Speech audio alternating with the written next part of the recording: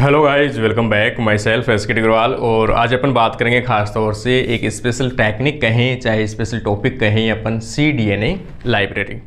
CDNA library चाहे आप assistant professor की प्रिपरेशन कर रहे हैं, चाहे आप CSIR की या फिर बायोलॉजी से स्कूल लेक्चर की प्रिपरेशन कर रहे हैं, हर जगह कहीं ना कहीं आपको ये टॉपिक जो है वो जनरली देखने को मिलता है, CDNA लाइब्रेरी।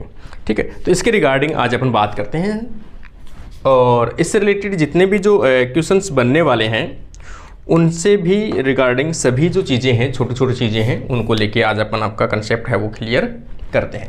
सबसे पहले देखते हैं अपन DNA लाइब्रेरी होता क्या है। जैसे सबसे पहले तो अपन बात करते हैं DNA या फिर अपन कहें CDNA।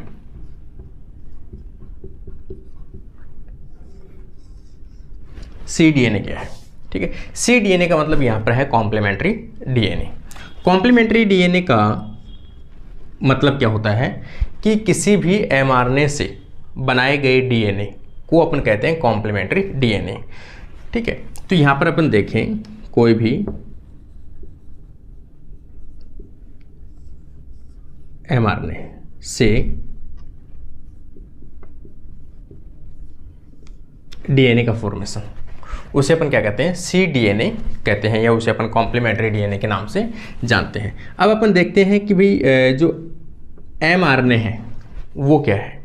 वो एक अपन ये कह सकते हैं mRNA जेनेटिक मटेरियल का जो एक्सप्रेशन होता है। ठीक है, जैसे अपन जानते हैं जीन है, जीन किसे कहते हैं? न्यूक्लियोटाइड का फंक्शनल फ्रेगमेंट हो। ठीक है, या फिर अपन कहें DNA का फंक्शनल फ्रेगमेंट को अपन क्या कहते हैं? जीन कहते हैं। जीन क्या होता है? एक्सप्रेस होता है अकॉर्डिंग टू सिचुएशन। कौन सी कंडीशन है, उस कंडीशन के अकॉर्डिंग आपका जीन है वो एक्सप्रेस होता है। एक्सप्रेस होने के बाद वो आपका ट्रांसक्रिप्शन के थ्रू क्या बनाता है? RNA बनाता है। RNA में भी RNA अलग अलग टाइप्स के होते हैं। ठीक है, अपन बात कर रहे हैं जनरली मैसेंजर RNA, जिसमें सूचनाएं उपस्थित होती है। और ये सूचनाएं, मैसेंजर सूचनाएं कहाँ पे जाती है? प्रोटीन में। ये एक नॉर्मल प्रोसेस है कि कोई भी जीन है, जीन का मतलब यहां पर अपन कह सकते हैं कोई भी DNA का फंक्शनल फ्रेगमेंट, DNA से RNA बना और RNA से प्रोटीन बनना। ये एक कंडीशन आती है सेंट्रल डोग्मा। ये जो कंडीशन है इसे अपन क्या बोलते हैं? सेंट्रल डोग्मा के नाम से जानते हैं। अब mRNA आपके पास में प्राप्त है। mRNA का मतलब क्या होता है कि जब RNA होता है, जैसे मान लो कि अपन बात करें एक जनरली आपके पास एक DNA है, DNA से क्या हुआ? ट्रांसक्रिप्शन।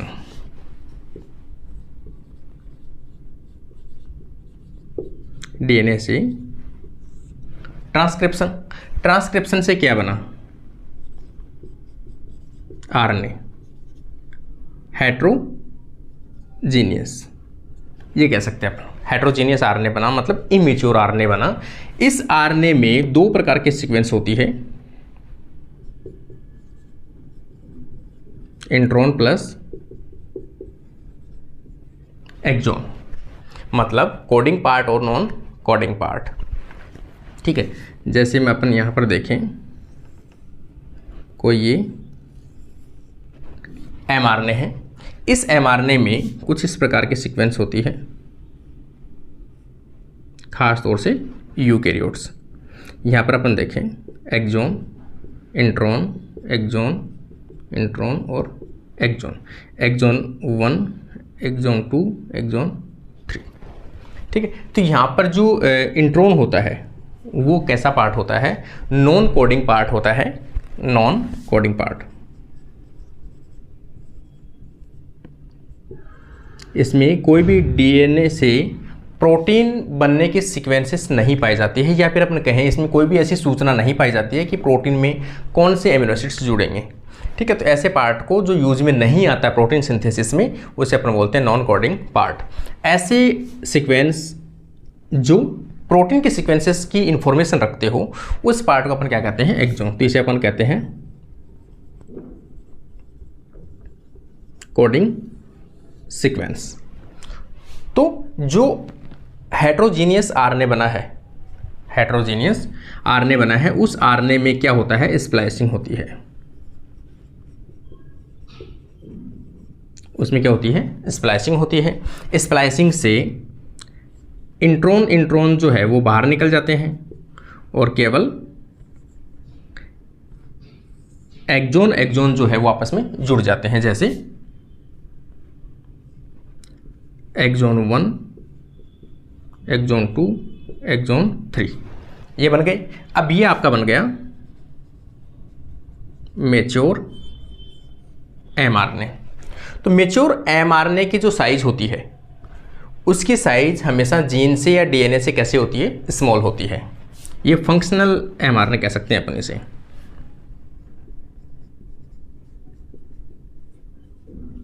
फंक्शनल एमआरएनए ये हमेशा कैसा होता है, स्मॉल देन डीएनए या जीन। डीएनए या जीन से हमेशा कैसा होता है, छोटा होता है। क्यों होता है, क्योंकि इनमें स्प्लाइसिंग के दौरान इंट्रॉन को बाहर निकाल दिया जाता है, केवल एक्सॉन इसमें पाया जाता है। अब अपना टॉपिक पे आते हैं अपन। सबसे पहले अपन देखते हैं कि भाई कोई भी एमआरएनए से क्या बनाते हैं अपन, डीएनए बनाते हैं। उस डीएनए को अपन क्या बोलते हैं, cDNA के नाम से जानते हैं। अब मैं ये कहूँ कि ये जो एमआरएनए आपके पास प्राप्त हुआ है कैसा है, फंक्शनल है, केवल कोडिंग आरएनए है ये। अगर मैं ये कहूँ इससे cDNA बना लें, इससे क्या बना लें अपन, cDNA बना लें। इससे कि जो cDNA अपन बनाते हैं किस एंजाइम की उपस्थिति में बनाते हैं, reverse transcriptase. Reverse transcriptase enzyme की उपस्थिति में एमआरएनए से cDNA का फॉर्मेशन कर सकते हैं। ये cDNA भी कैसा होगा, स्मॉल होगा compare to normal DNA. cDNA हमेशा कैसे होते हैं, फंक्शनल होते हैं, ओनली फंक्शनल। ये कैसे होते हैं, फंक्शनल होते हैं और इंट्रॉन लेस होते हैं, इंट्रॉन लेस, ओनली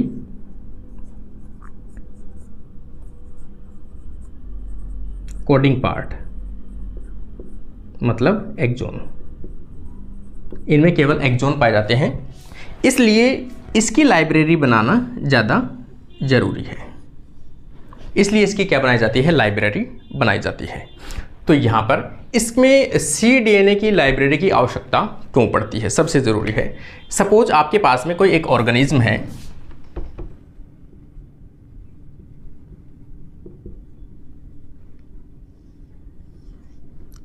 आपके पास एक ऑर्गेनिज्म है, इसके ऑर्गेनिज्म में कंप्लीट जो इंफॉर्मेशन पाई जाती है, कंप्लीट जेनेटिक मटेरियल पाया जाता है, उसे अपन क्या कहते हैं, जीनोम कहते हैं।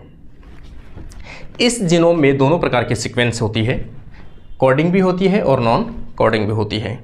आपको सपोज कभी ऐसी कोई आवश्यकता पड़ती है कि हमें डायरेक्टली किसी पर्टिकुलर प्रोटीन को एक्सप्रेस करवाना है, पर्टिकुलर प्रोटीन बनानी है, तो उसके लिए हमारे पास ऐसा कोई जीन या कोई ऐसा एमआरएनए पार्ट होना चाहिए जिसमें इंट्रॉन नहीं हो, केवल एक्सॉन हो, तो वो जाके डायरेक्ट क्या बना सकता है, प्रोटीन बना सकता है।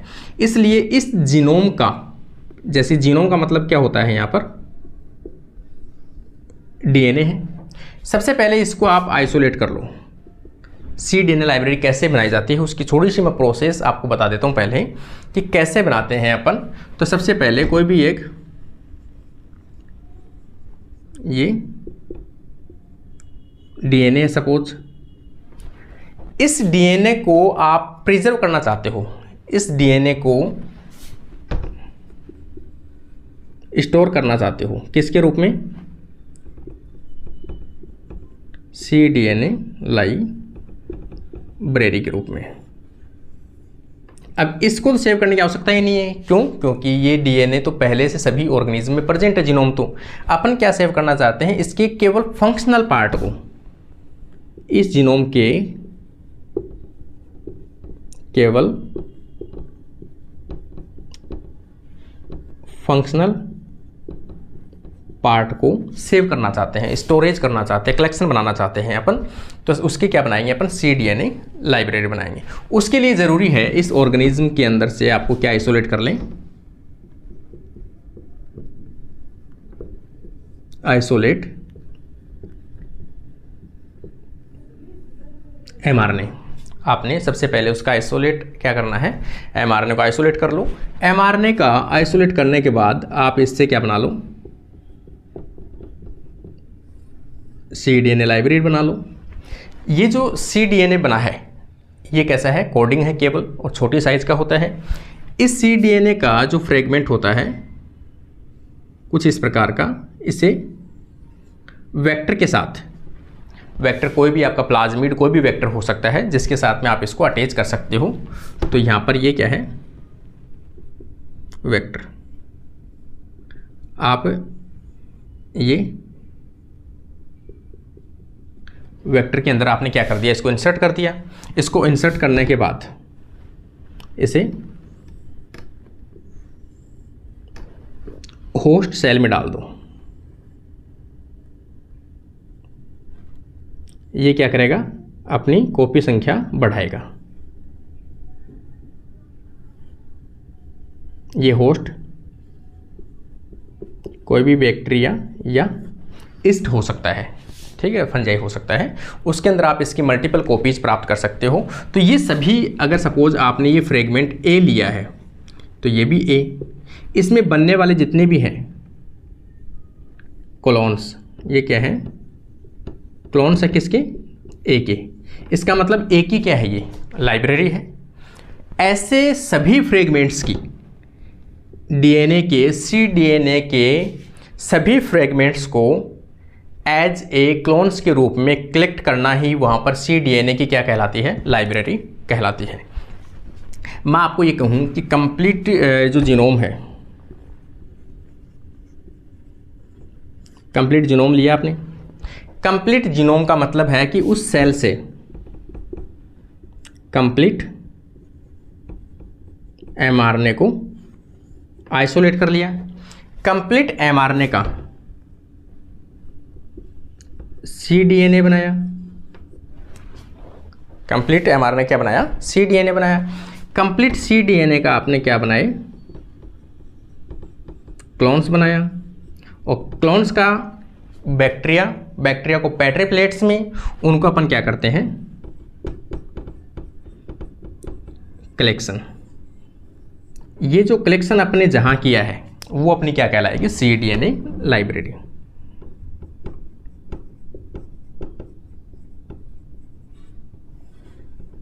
ये क्या कहलाएगी, cDNA लाइब्रेरी कहलाती है। इस प्रकार से आप cDNA लाइब्रेरी बना सकते हो। किसी भी फंक्शनल जीनोम के या किसी भी mRNA के या किसी भी cDNA के फंक्शनल फ्रेगमेंट्स को क्लोन्स के रूप में कलेक्ट करना या क्लोन्स के रूप में उनको कल्चर करना या स्टोरेज करना cDNA लाइब्रेरी कहलाती है। अब अपन देखते हैं कि इसमें कौन से स्टेप से आपको गुजरना होता है। इसके कुछ स्टेप्स होती हैं जो अपन इसको देख सकते हैं, जैसे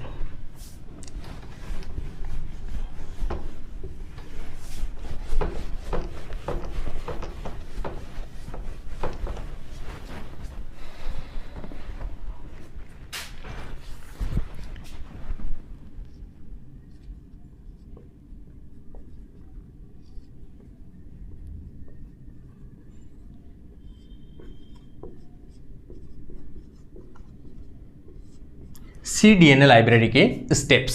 सबसे पहले स्टेप्स होगी आपकी आइसोलेशन ऑफ mRNA। कौन से ऑर्गेनिज्म की आप लाइब्रेरी बनाना चाहते हो उसके सबसे पहले आप क्या करो, आइसोलेशन।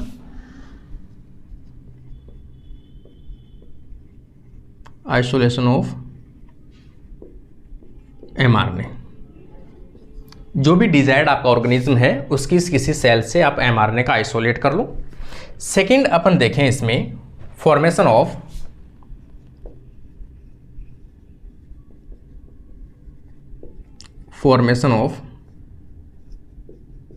cDNA।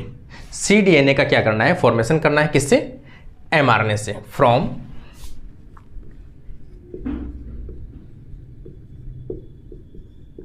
mRNA से आपने बना लिया। थर्ड स्टेप अपन देखें, जब आपने cDNA लाइब्रेरी बना लिया है, इस मतलब cDNA आपके पास बन गया है, इस cDNA को अपन क्या करते हैं, किसी वेक्टर के अंदर इंसर्ट करते हैं। ठीक है, तो थर्ड स्टेप अपने आप आ जाएगी, इंसर्शन ऑफ cDNA।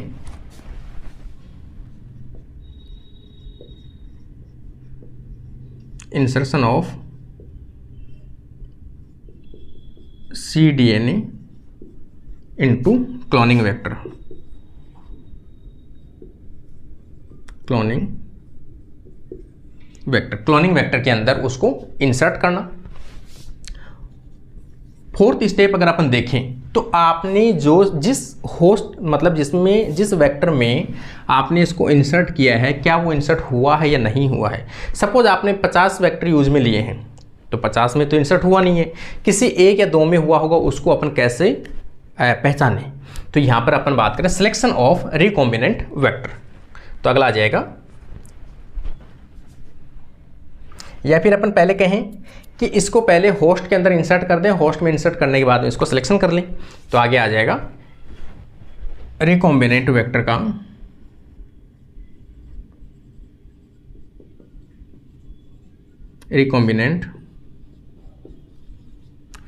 का या फिर अपन कहें recombinant vector insert into host के अंदर इसको इंसर्ट करना, किसके लिए, फॉर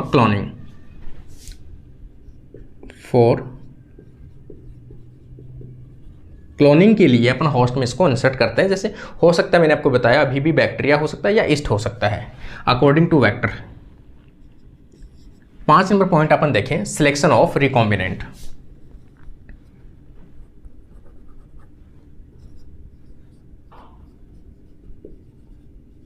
सिलेक्शन ऑफ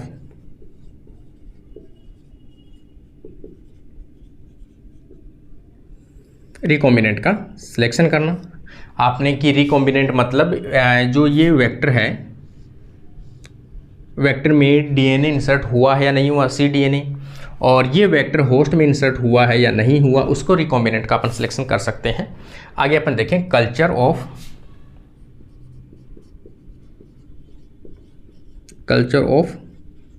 होस्ट। फिर होस्ट अगर आपने सिलेक्ट कर लिया है तो होस्ट का क्या कर सकते हैं, अपन कल्चर कर सकते हैं। एंड कलेक्ट क्लोन्स का अपन क्या कर सकते हैं, कलेक्ट कर सकते हैं, या कलेक्शन अपन कर सकते हैं। ये स्टेप्स होती है cDNA लाइब्रेरी बनाने की। 1 बाय 1 अपन स्टेप्स को अगर अपन देखें, सबसे पहले जैसे मान लो सबसे पहली स्टेप्स तो आ जाएगी अपनी आइसोलेशन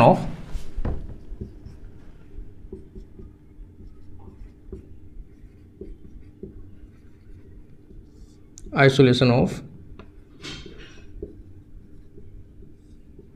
mRNA का आइसोलेट करना। देखो सबसे पहले कोई भी सेल है, जैसे यहां पर लिख दूं,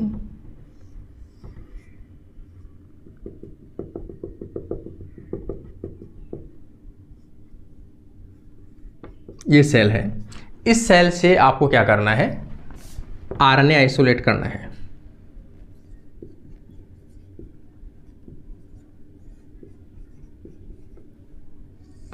इस आरएनए में कौन से आरएनए हो सकता है, सभी आरएनए इसमें आएंगे। तो हो सकता है आपका mRNA हो, tRNA हो, rRNA हो, snRNA हो, snORNA हो और miRNA हो। जो भी आरएनए है सभी आरएनए का कलेक्शन इसमें आपको मिलेगा। अपने को कौन सा चाहिए, ये वाला आरएनए चाहिए। इस आरएनए को सेपरेट करने के लिए मिक्सचर ऑफ आरएनए से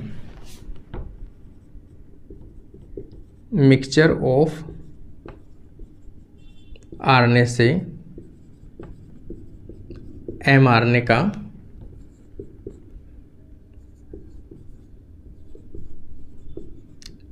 सेपरेशन। कौन से मेथड से कर सकते हो आप? तो इसको जो क्रोमेटोग्राफी मेथड है उससे आप कर सकते हो।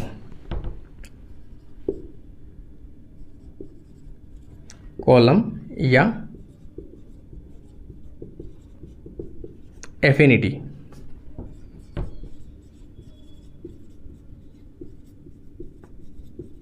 ग्राफी, क्रोमेटोग्राफी से आप इसको क्या कर सकते हो? सेपरेट कर सकते हो। जैसे अपन बात करें कि यहां पर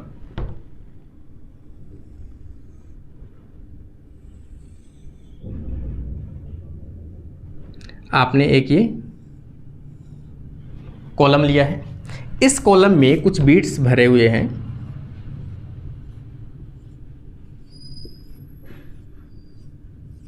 सेलुलोज के कुछ बीट्स भरे हुए हैं। जैसे अपन एमआरएनए को सेपरेट करना चाहते हैं, एमआरएनए की एक विशेषता होती है 5 प्राइम टू 3 प्राइम। 5 प्राइम पे तो होती है 5 प्राइम कैपिंग और 3 प्राइम पे होता है पॉली ए टेल। ये होती है पॉली ए टेल, ये अपन सभी जानते हैं पॉली ए टेल होती है। अगर आपको इसको सेपरेट करना है तो इस बीट्स में या एफिनिटी क्रोमेटोग्राफी के कॉलम में जो बीट्स भरे जाते हैं सेलुलोज के, इसके अंदर अपन कह सकते हैं यहां पर कुछ इस प्रकार के अडेप्टर लगे होते हैं।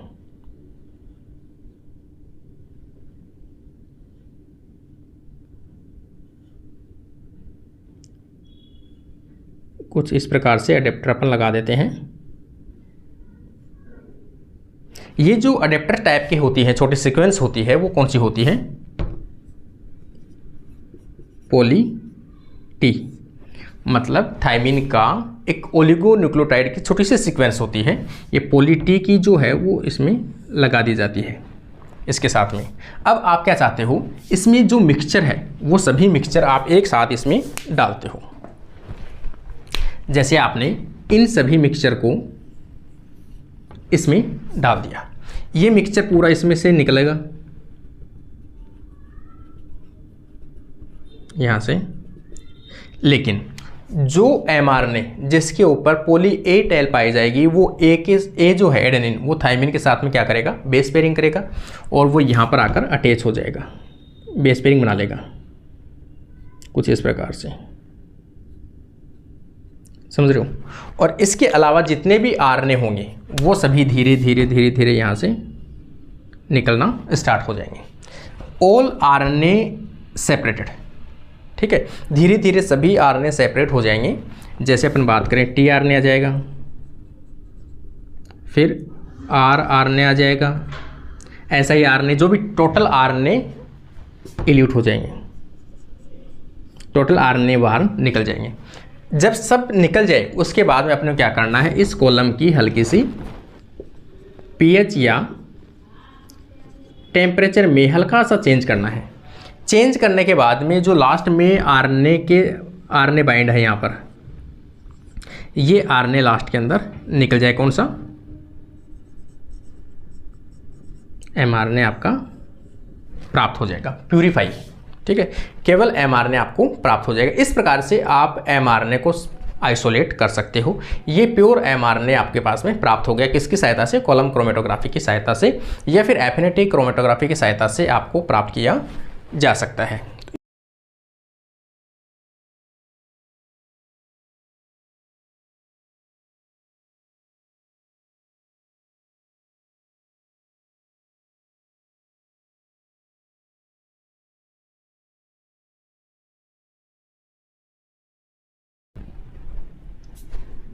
इसमें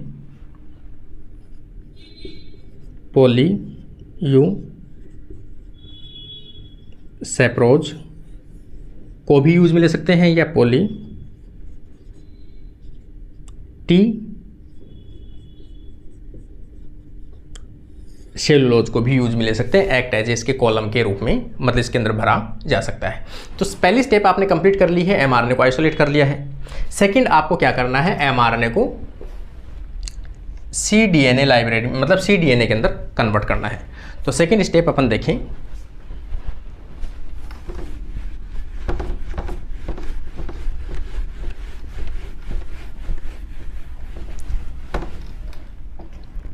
अब आपके पास में एक आरएनए है वो प्राप्त है। ये 5 प्राइम, ये 3 प्राइम।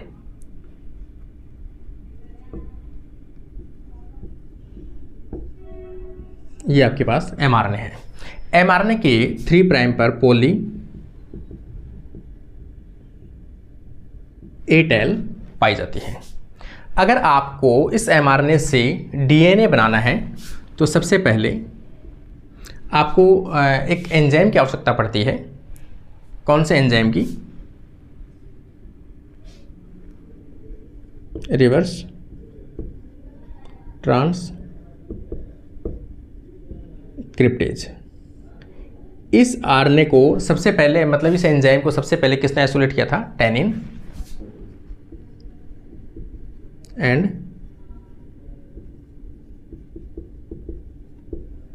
बाल्टीमोर 1970 में इन्होंने सबसे पहले आइसोलेट किया था। तो ये एक तो एंजाइम यूज में आ जाएगा। इसके साथ में एक प्राइमर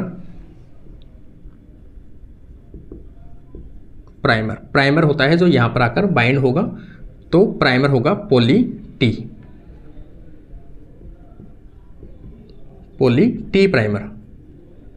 ये यहां पर होगा क्योंकि पॉली टी है तो वो ए के साथ में बेस पेयरिंग कर सकता है, इसलिए इसके साथ में ये जो रिवर्स ट्रांसक्रिप्टेज है वो टेम्पलेट के रूप में किसको यूज में लेगा? इस आरएनए को यूज में लेगा और यहाँ से इसके ऊपर एक डीएनए का सिंथेसिस स्टार्ट कर देता है। जैसे अपन बात करें यहाँ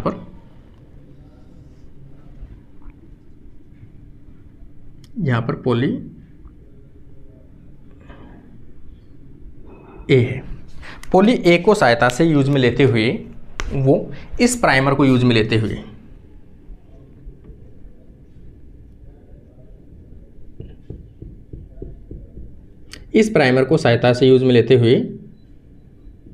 OH ग्रुप को यूज में लेते हुए यहां पर क्या बना देता है? एक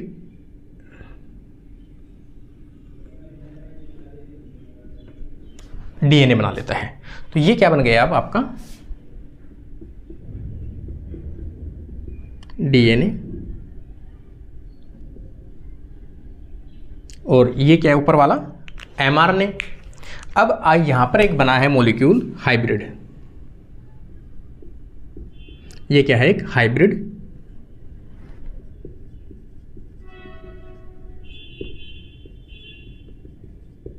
आरएनए, क्योंकि एक हाइब्रिड डीएनए आरएनए कह सकते हैं अपन, hybrid RNA DNA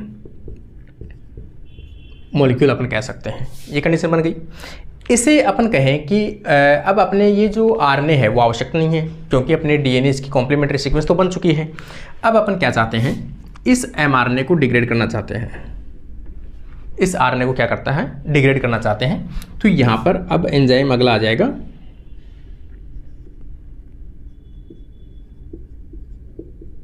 RNase H in presence of alkaline solution. तो एल्कलाइन सॉल्यूशन में आरएनएज एच जो है वो क्या करता है? हाइब्रिड आरएनए को तोड़ देता है। हाइब्रिड में से जो आरएनए होगा उसको तोड़ देगा। तो यहाँ पर इसके कुछ इस प्रकार से फ्रेगमेंट कर देगा। एमआरएनए ब्रेक, ये इसको तोड़ देगा। अब आपके पास में क्या बचा? केवल आपके पास में डीएनए जो है वो बचा हुआ रहेगा।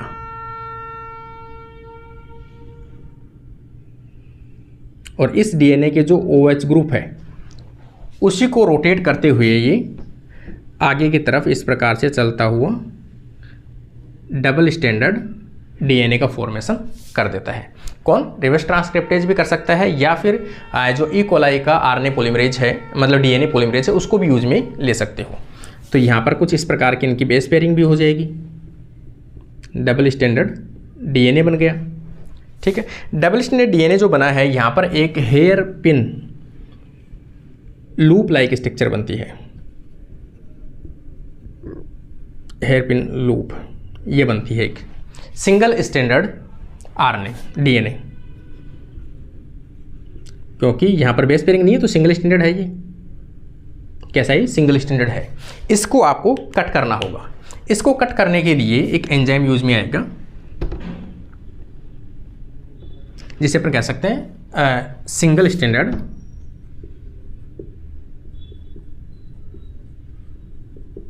न्यूक्लियेज S1, ये एंजाइम यहाँ पर वर्क करेगा और ये क्या करेगा, इसको कट कर देगा। यहाँ पर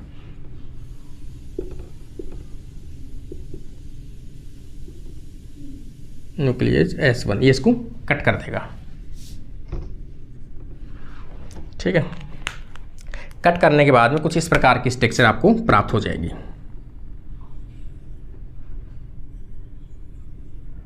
जो आपके सामने अब क्या है, ये डबल स्टैंडर्ड डीएनए है। और क्या है, ये cDNA है। cDNA हमेशा नॉर्मल डीएनए जो होता है उससे हमेशा कैसा होता है, स्मॉल होता है। केवल इसमें cDNA में हैव ओनली और एक्सॉन या फिर अपन कहें कोडिंग सीक्वेंस।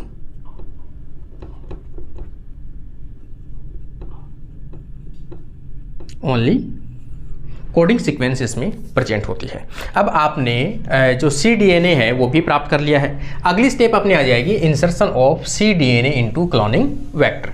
अब आप इस cDNA के छोटे छोटे फ्रेगमेंट्स आप बना सकते हैं। ठीक है, अगली स्टेप अपन देखें तो यहाँ पर जो आपने cDNA प्राप्त किया है,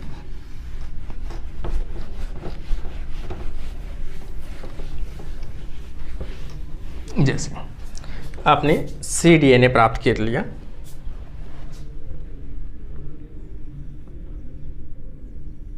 ये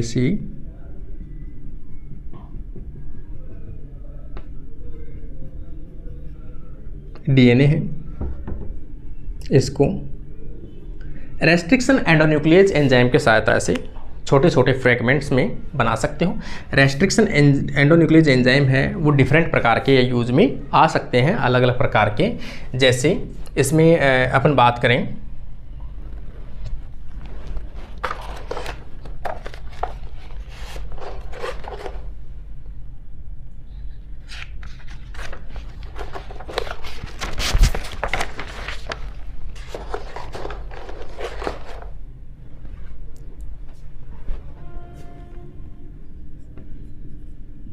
ALU, इसके अलावा HAE फर्स्ट, इसके अलावा अदर अगर अपन यूज में ले तो सेल 3A। ये सभी रेस्ट्रिक्शन एंडोन्यूक्लियेज एंजाइम को यूज में लेते हुए अपन इनके छोटे छोटे, जैसे मान लो यहाँ का पार्ट A, यहाँ का पार्ट B, यहाँ का पार्ट C, यहाँ का D और यहाँ का E, इस प्रकार से कुछ अलग अलग फ्रेगमेंट्स हैं। इसके आपके पास में फ्रेगमेंट्स प्राप्त हुए हैं A, B, C, D और E। ये क्या है, cDNA के फ्रेगमेंट्स हैं।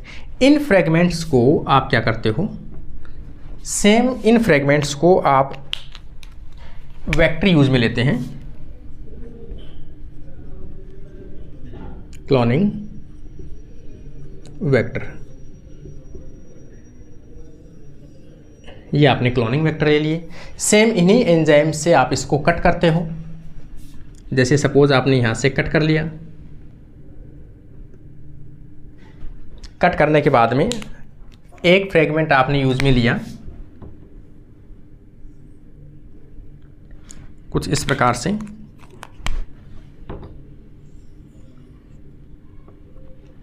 ये आपने और इसमें इंसर्ट कर दिया आपने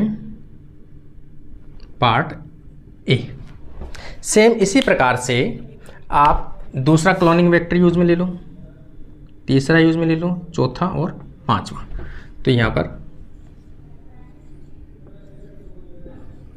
ये आपने 5 वेक्टर अलग अलग बता रहा हूँ मैं आपको, कुछ इस प्रकार से आपने यूज में लिया है।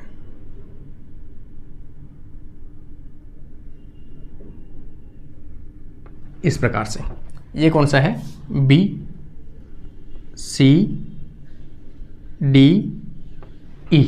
आपने अलग अलग जो है पूरा जीनोम की अपन बात करें, पूरे cDNA लाइब्रेरी की बात कर रहे हैं अपन, तो यहाँ पर कुछ इस प्रकार से फ्रेगमेंट्स के रूप में आपने इनको अंदर इंसर्ट किया है। इन सभी को अपन क्या करेंगे, इंसर्ट कर देंगे होस्ट के अंदर, इंसर्ट इनटू होस्ट। ये क्या है, होस्ट, इसमें आपने इंसर्ट कर दिया। इंसर्ट करने के बाद आप इसको क्या करोगे, आइसोलेशन करोगे, मतलब इसको आइडेंटिफिकेशन करोगे कि ये जो जीनोम है अपना cDNA लाइब्रेरी का फ्रेगमेंट है वो इस वेक्टर में इंसर्ट हुआ है या नहीं हुआ है, और ये रिकॉम्बिनेंट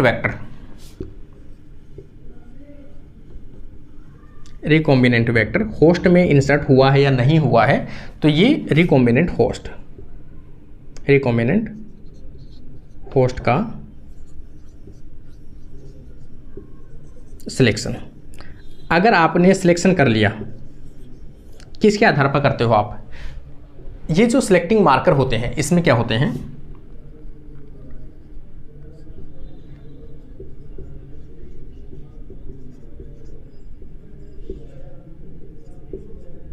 इसमें कुछ सिलेक्टिंग मार्कर जीन पाए जाते हैं, सिलेक्टेड मार्कर जीन पाए जाते हैं। हो सकता है एंटीबायोटिक के प्रति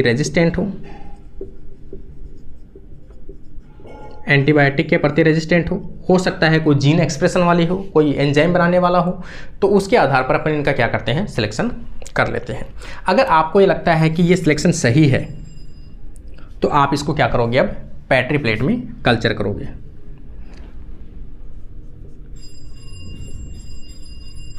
आप इसको क्या करोगे, कल्चर करोगे। कल्चर करने पर जैसे मान लो कि आपने यहाँ पर कल्चर किया, इस पेट्री प्लेट में यहाँ पर कल्चर किया, कल्चर करने पर कुछ इस प्रकार के ये जो बैक्टीरिया हैं कुछ यहाँ पर प्राप्त हुए आपको, खूब बैक्टीरिया की ग्रोथ आ गई।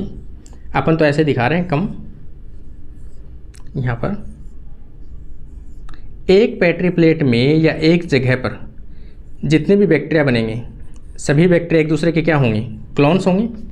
सभी बैक्टीरिया एक दूसरे के क्या कहें, क्लोन्स हैं। सभी में डीएनए जो होगा वो भी कैसा होगा, क्लोन होगा। एक बैक्टीरिया में बहुत सारे वेक्टर्स होंगे, वो भी सभी एक दूसरे के क्या होंगे, क्लोन्स होंगे। इसका मतलब अब आपके पास में ए फ्रेगमेंट जो था उस ए फ्रेगमेंट के काफ़ी सारे फ्रेगमेंट्स का कलेक्शन हो चुका है।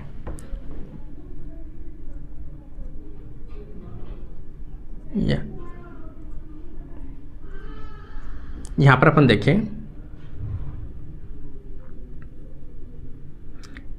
ए फ्रेगमेंट के मल्टीपल कलेक्शन आपके पास में हो चुका है। और ये ए फ्रेगमेंट क्या है, cDNA लाइब्रेरी है। cDNA फ्रेगमेंट का क्लोन्स के रूप में कलेक्शन, क्या समझे आप, cDNA फ्रेगमेंट का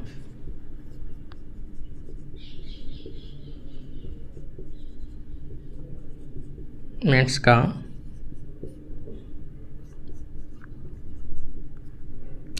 या फिर अपन कहें क्लोन्स का, cDNA फ्रेगमेंट के क्लोन्स का कलेक्शन करना क्या कहलाएगा, cDNA लाइब्रेरी है। तो ये क्या है, अब cDNA लाइब्रेरी है।